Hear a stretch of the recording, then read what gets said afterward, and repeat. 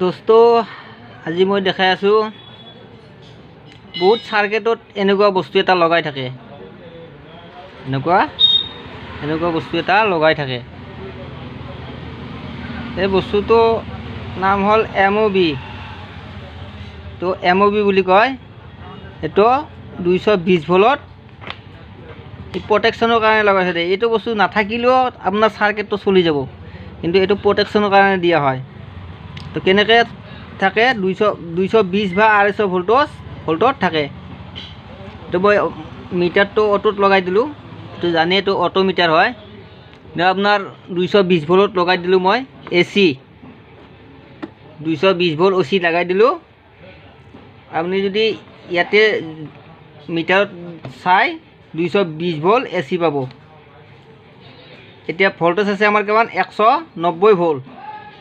190 volt AC এই বস্তুটো লাগা হয় কিহৰ কাৰণে যাতে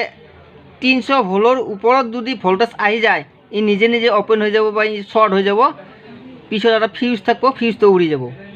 এই বস্তুটো দিয়া কাৰণে হল হেতু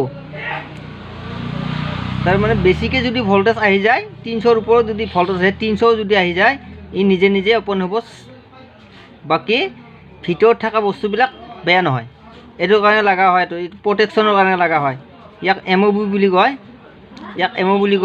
এমওবি তো এমওবি বুলি কয় 195 ভোল্ট 195 ভোল্ট ডাইরেক্ট লগাই আছে এনেকে ডাইরেক্ট 195 ভোল্ট বা 200 ভোল্ট বা 250 ভোল্ট লগাই থাকে 250 এর উপর হলেও ই ওপেন নহয় যেতিয়া 300 এর উপর হয়ে যাব ই ওপেন হয়ে যাব নিজে নিজে ই বন্ধ হয়ে যাব এটো কয় এমওবি